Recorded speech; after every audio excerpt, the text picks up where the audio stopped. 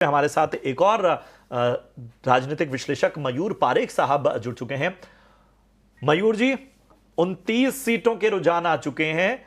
17 पर बीजेपी आगे और 10 पे आम आदमी पार्टी। ये शुरुआती रुझान है जो अभी तक तस्वीर सामने आए, लेकिन इन रुझानों का सबसे बड़ा दिलचस्प पहलू यह है कि अरविंद केजरीवाल, आतिशी, मनीष सिसोदिया, ये तीन बड़े, सबसे बड़े चेहरे, अगर मैं कहूं तो गलत नहीं होगा, खास तौर पे आम आदमी पार्टी के, ये भी रुझानों में पीछे नजर आ रहे हैं। तो मेरा पहला सवाल तो ये कि क्या आपको लगता है कि एग्जिट पोल की तरफ ही रुझान अभी इशारा कर रहे हैं? दूसरा ये कि मैं 2013 का जिक्र कर रहा था कि जब भाजपा ने प्रधानमंत्री के तौर पर नरेंद्र मोदी को प्रोजेक्ट किया था, और वो यही साल था जब कुछ ही महीने बाद दिल्ली के चुनाव होने वाले थे, और जो परिणाम आए और उनको अब इन 25 सालों से अगर हम जोड़ के देखें तो आप देखिए कि 28 सीटें 70 में से उस वक्त बीजेपी ने अपने हक में की थी, और माफ कीजिएगा 32 सीटें जो हैं वो जीती थी, लेकिन बहुमत के आंकड़े से दूर रह गई थी। आपको लगता है कि शायद वो जो बुनियाद थी वो अब एक इमारत में तब्दील हो गई है, बार बार प्रहार और अब उसका असरदार वार? हाँ, निश्चित तौर पर चूंकि आपने दो तीन सवाल पूछे हैं। सबसे पहले जो आपने कहा, ये एक फर्स्ट राउंड है। फर्स्ट राउंड आमतौर पर पोस्टल बैलेट का होता है। पोस्टल बैलेट आमतौर पे सरकारी कर्मचारी और एल्डरली लोगों का होता है जो वोट डालने नहीं जा पाए हैं।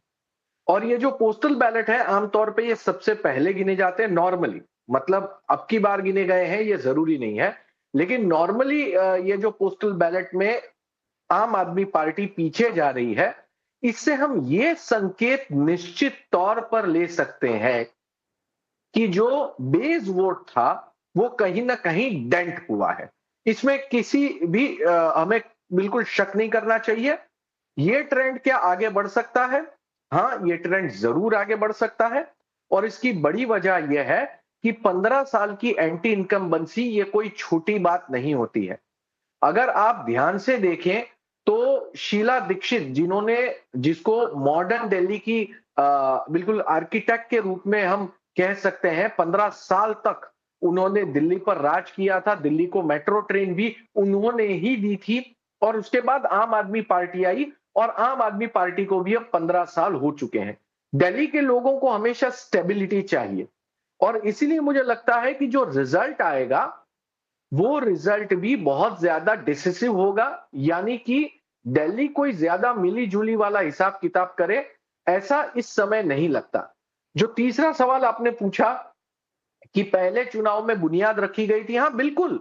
जो वोटर बीजेपी के पास जाता है, मैंने इतने सारे चुनाव देखे, चुनाव के परिणामों का विश्लेषण देखा, जो वोटर एक बार बीजेपी का हो जाता है, बड़ी मुश्किल से एक बार वो वहां से पलटता है। लड़ाई बचती है सिर्फ और सिर्फ वो फेंस पर बैठे हुए वोटरों की, जो यहां पे जाना चाहते हैं या वहां पे। दिल्ली का हिसाब किताब तो पहले से ही क्लियर था। बीजेपी के पास अपना बेस वोट पहले से था। पिछले चुनाव में 34% वोट लिए थे। उनकी लड़ाई है सिर्फ और सिर्फ 6 से 8% अपना बेस वोट, या फिर कहो फेंसिंग पे बैठे हुए लोगों का वोट अपनी तरफ खींचने की। वही 54% पे आम आदमी पार्टी खड़ी है। अगर वो 6% नीचे आती है तो वो 46-48 के आसपास होती है। लेकिन अगर कांग्रेस पार्टी 4% से बढ़ के 8 या 9% तक जाती है तो दिल्ली का चित्र पूरी तरह से पलटता हुआ दिखेगा। और यही देखिए इस समय आपके रुझानों में मुझे देखने को मिल रहा है। ये देखिए, कांग्रेस पार्टी 2 सीटों पर आगे है, लेकिन कांग्रेस अगर 2 सीटों पर आगे बढ़ रही है तो आम आदमी पार्टी 10 सीटों पर पीछे चल रही है। इसी को कहते हैं इफेक्ट। कांग्रेस पार्टी के वोट बेस के दम पर ही आम आदमी पार्टी ने अपनी सरकार दिल्ली में बनाई। तो जिस दिन कांग्रेस पार्टी पलट के अपना वोट बेस फिर क्लेम करेगी, आम आदमी पार्टी को तख्त सिंहासन खाली करना पड़ेगा। और वही चीज हमें यहां पे दिख रही है। कांग्रेस अगर 2 पे आगे चली गई तो आप देखिए, आम आदमी पार्टी जो 20-25 के आसपास होनी चाहिए थी, इस समय हमें 11 के आसपास दिख रही है। खेल जो है वो कांग्रेस पार्टी के हाथ में है। अगर कांग्रेस पार्टी ने कस के पकड़ लिया और भाजपा ने 4 या 5% वोट भी ले लिए, जो ले लेंगे, क्योंकि बीजेपी ने अब की बार अपना ओरिजिनल बेस वोट, अपने ओरिजिनल पावर के ऊपर कंसंट्रेट किया है। और उनका original power, original base vote क्या है? देखिए, दिल्ली का वोटिंग एक तरफ शुरू हुआ, प्रधानमंत्री नरेंद्र मोदी ने दूसरी तरफ जो है आस्था की डुबकी लगाई। यहां पे अरविंद केजरीवाल अपने फैमिली के साथ में वोट करने पहुंचे, वहां पे दूसरी तरफ ये खबरें चलने लगी कि भैया माइनॉरिटी एरिया जो है वहां पे जबरदस्त मतदान हो रहा है। उसका रिजल्ट हमने क्या देखा? हमने उसका रिजल्ट ये देखा कि भैया दोपहर के बाद में जो हिंदू बहुल इलाके थे वहां पे जबरदस्त वोटिंग हुई। यही वो इंडिकेशन था, यही वो बैरोमीटर था कि क्या बीजेपी अपनी बेस वोट को वापस अपनी तरफ रखते हुए फैंसिटर्स को या हिंदूवादी मतदाताओं को अपनी तरफ या राष्ट्रवादी मतदाताओं को अपनी तरफ ज्यादा आकृष्ट करने में कामयाब रही है।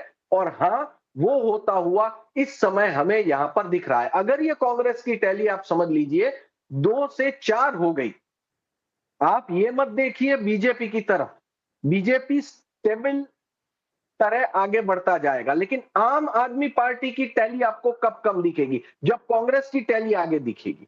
और कांग्रेस की टैली जितनी आगे, उतनी आम आदमी पार्टी पीछे। इसी गणित पे आज दिन भर आप अगर इसका मूल्यांकन करेंगे तो मेरा जवाब आप सही पाएंगे।